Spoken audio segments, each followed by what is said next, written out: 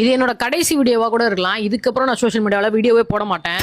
அப்படிலாம் நான் சொல்ல மாட்டேன். இவ்வளவு தற்குறியாவா இருப்பீங்க? நான் இந்த வீடியோல முழுக்க என்னோட ஆதங்கத்தை சொல்லியிருந்தேன். எதுக்கு எடுத்தாலும் கவர்மெண்ட்டை குறை சொல்லிட்டு இருந்தா நம்ம எப்பதான் மாற போறோம்னு சொல்லியிருந்தேன். டபுள் மீனிங்ல அசிங்கமா பேசி வீடியோ போடுறது, லிங்க் வேணும் மச்சான், ஜாயின் அடிடா மச்சான், கூலிப்படுத்துக்கடா, இப்படிலாம் பேசிட்டு இருந்தா தலைமுறையா இது மாறாது, நீடிச்சுக்கிட்டே தான் இருக்கும். அந்த மாத்திர பொறுப்பு உங்ககிட்ட தான் இருக்குன்னு சொல்லியிருந்தேன். மறுபடியும் நீங்க தான் தற்கொலைத்தனமா பேசிட்டு இருக்கீங்க.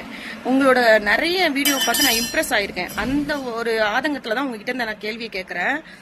கூலிப்பு போடுறதையும் டபுள் மீனிங்ல பேசுறதையும் நிறுத்துங்க, சமூகம் திருந்திரும், தமிழ்நாடு அரசுக்கும் இதுக்கு சம்பந்தமே இல்லைன்ற மாதிரி நீங்க பேசுறீங்கல்ல. நான் என்ன சொல்றேன், கூலிப்பை விக்கிறத நிறுத்துங்க, கூலிப்பு விக்கிறத தடை பண்ணுங்க, போதைப் பொருட்கள் விக்கிறத தடை பண்ணுங்க அரசே, தமிழ்நாடு அரசே அப்படின்னு நான் கேக்குறேன். நான் கேக்குறதுல ஏதாவது தப்பு இருக்கா? விக்கிறத நிறுத்தினா வாங்குறத நிறுத்த போறாங்க. புரியுதா உங்களுக்கு? மைய புள்ளி எங்க இருக்கோ அதான் சொல்லுவாங்கல்ல, எரியறத கொல்லிக்கட்டை புடிங்கிட்டா புகையிறத அணைஞ்சிரும்னு சொல்லுவாங்க. அததான் நான் சொல்றேன். இந்த கொல்லிக்கட்டை எரியுது பாத்தீங்களா, போதைப் பொருளை விக்கிறாங்க, அதை கண்டுபிடிக்க தெரியாதா? கண்டுபிடிச்சு அதை நிறுத்த முடியாதா தமிழ்நாடு அரசு நினைச்சா? நாங்க அப்படி சொல்றோம், நீங்க இப்படி சொல்றீங்க. ரெண்டுல எது நியாயம்னு சொல்லி நீங்களே முடிவு பண்ணிக்கோங்க. அப்புறம் இன்னொன்னு, நீங்க வீடியோ போடக்கூடாது நான் நினைச்சதே இல்லை. வீடியோ போடுங்க, கரெக்டா போடுங்க, அவ்வளவுதான்.